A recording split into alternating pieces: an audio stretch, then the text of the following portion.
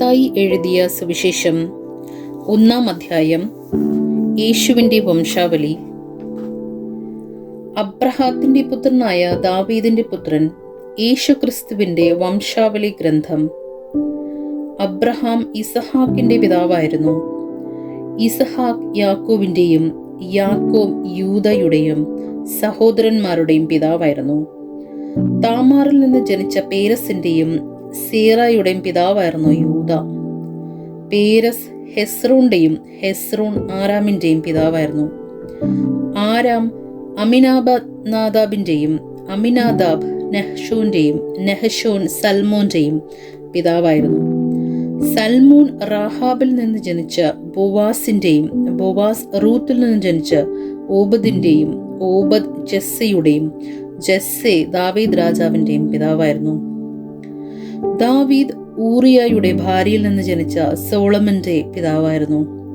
Solomon റഹോബോവാമിന്റെയും Rehoboam അബിയായുടെയും Abijah ആസായുടെയും പിതാവായിരുന്നു.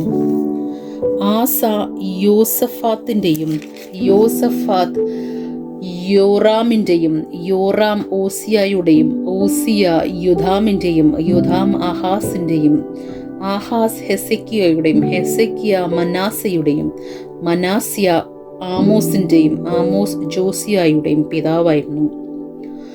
Babylon പ്രവാസകാലത്ത് ജനിച്ച യാക്കോണിയായുടെയും സഹോദരന്മാരുടെയും പിതാവായിരുന്നു ജോസിയ. യാക്കോണിയ ബാബിലോൺ പ്രവാസത്തിന് ശേഷം ജനിച്ച സലാത്തിയേലിന്റെയും സലാത്തിയേൽ സൊറോബാബേലിന്റെയും പിതാവായിരുന്നു. സൊറോബാബേൽ അബിയൂദിന്റെയും അബിയൂദ് എലിയാക്കിമിന്റെയും എലിയാക്കിം ആസോറിന്റെയും ആസോർ സാദോക്കിന്റെയും സാദോക്ക് അക്കീമിന്റെയും അക്കീം എലിയൂദിന്റെയും എലിയൂദ് എലയാസറിന്റെയും എലയാസർ മഥാന്റെയും മഥാൻ യാക്കോബിന്റെയും പിതാവായിരുന്നു. യാക്കോബ് മറിയത്തിന്റെ ഭർത്താവായ ജോസഫിന്റെ പിതാവായിരുന്നു. അവളിൽ നിന്ന് ക്രിസ്തു എന്ന് വിളിക്കപ്പെടുന്ന യേശു ജനിച്ചു. ഇങ്ങനെ അബ്രഹാം മുതൽ ദാവീദ് വരെ 14, ദാവീദ് മുതൽ ബാബിലോൺ പ്രവാസം വരെ 14, ബാബിലോൺ പ്രവാസം മുതൽ ക്രിസ്തു വരെ 14 തലമുറകളാണ് ആകെ ഉള്ളത്. യേശുവിന്റെ ജനനം. യേശുക്രിസ്തുവിന്റെ ജനനം ഇപ്രകാരമായിരുന്നു. അവന്റെ മാതാവായ മറിയവും ജോസഫും തമ്മിലുള്ള വിവാഹ നിശ്ചയം കഴിഞ്ഞിരിക്കെ അവർ സഹവസിക്കുന്നതിനു മുമ്പ് അവൾ പരിശുദ്ധാത്മാവിനാൽ ഗർഭിണിയായി കാണപ്പെട്ടു. അവളുടെ ഭർത്താവായ ജോസഫ് നീതിമാനാകിയാലും അവളെ അപമാനിതയാക്കാൻ ഇഷ്ടപ്പെടായാലും അവളെ രഹസ്യമായി ഉപേക്ഷിക്കാൻ തീരുമാനിച്ചു.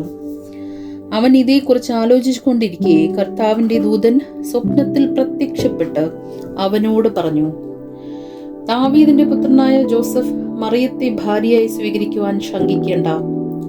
അവൾ ഗർഭം ധരിച്ച് പരിശുദ്ധാത്മാവിനാൽ നിന്നാണ്. അവൾ ഒരു പുത്രനെ പ്രസവിക്കും. നീ അവന് യേശു എന്ന് പേരിടണം. എന്തെന്നാൽ അവൻ തന്റെ ജനത്തെ അവരുടെ പാപങ്ങളിൽ നിന്ന് മോചിപ്പിക്കും.